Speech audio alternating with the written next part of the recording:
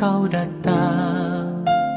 Mengapa di saat ku tak mungkin menggapaimu?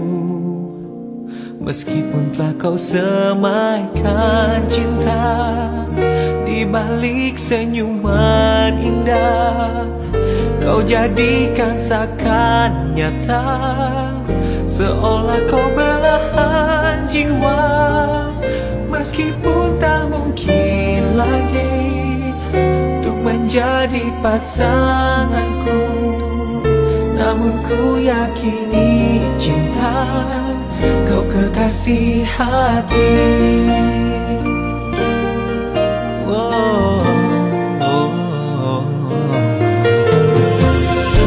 Terkadang begitu suka untuk dimengerti semua ini. Kita terlambat, meskipun telah kau semaikan cinta di balik senyuman indah, kau jadikan seakan nyata, seolah kau belahan jiwa. Meskipun tak mungkin lagi untuk menjadi pasanganku.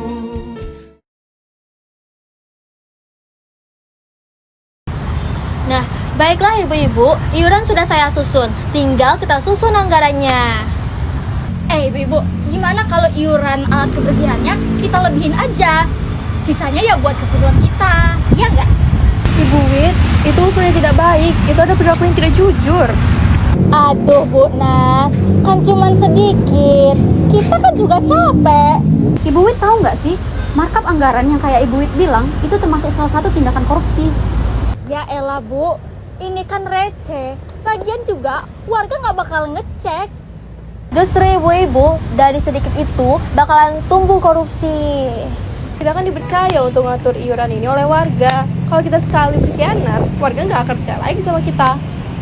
Selain menyalahi aturan moral, Ibu Widya juga menyalahi aturan hukum, yakni pada Undang-Undang Nomor 31 Tahun 1999 dan Undang-Undang Nomor 20 Tahun 2001 yang jelas mengatur korupsi, termasuk ide markup dari Ibu Widya tadi.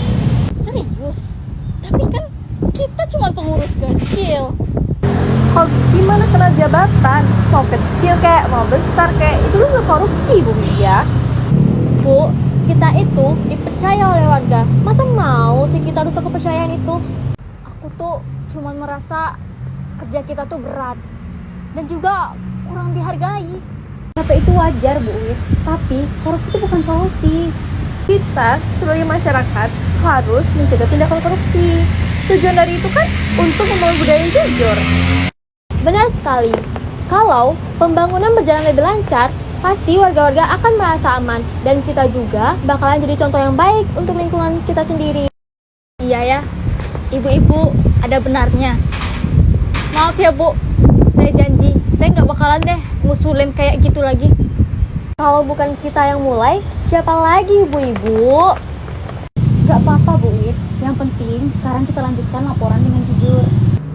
Yuk ibu-ibu, kita cegah korupsi dari hal kecil demi kesejahteraan bangsa. Saya setuju Bu. Ayo kita selesaiin laporan ini dengan hati yang bersih. Mari kita lawan korupsi.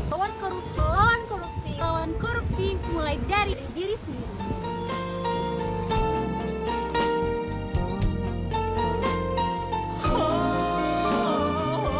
Meskipun tak mungkin lagi untuk menjadi pasanganku, namun ku yakini.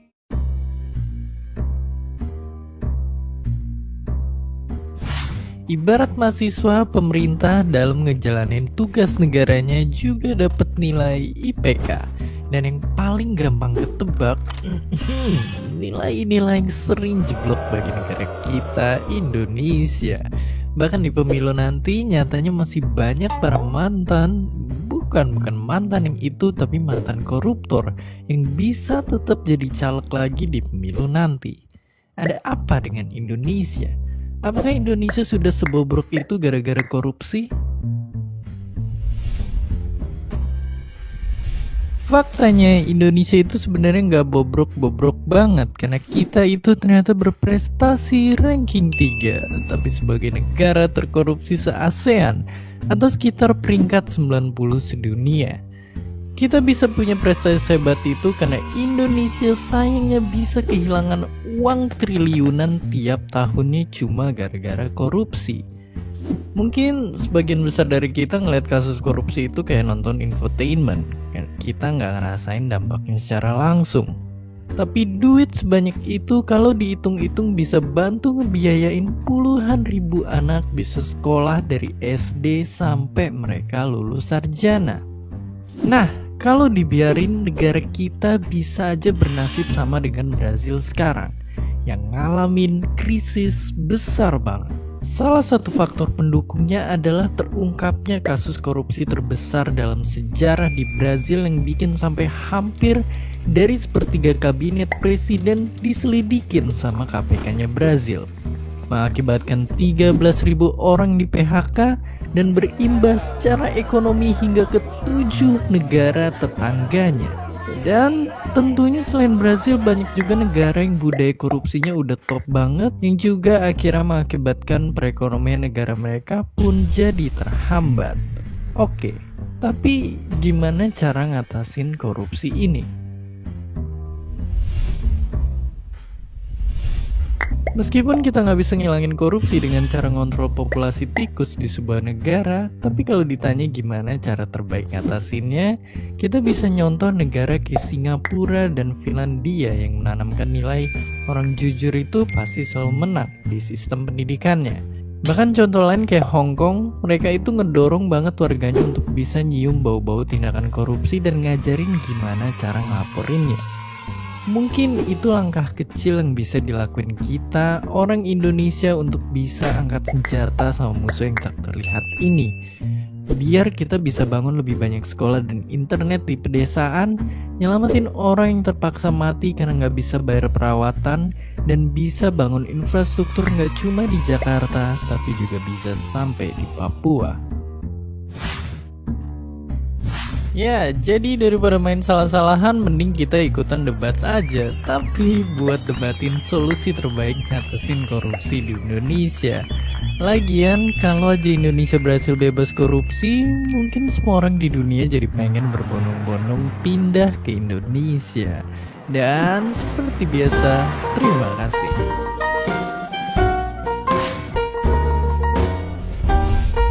Hi, thanks for stopping by our video. Don't forget to comment, like, and subscribe.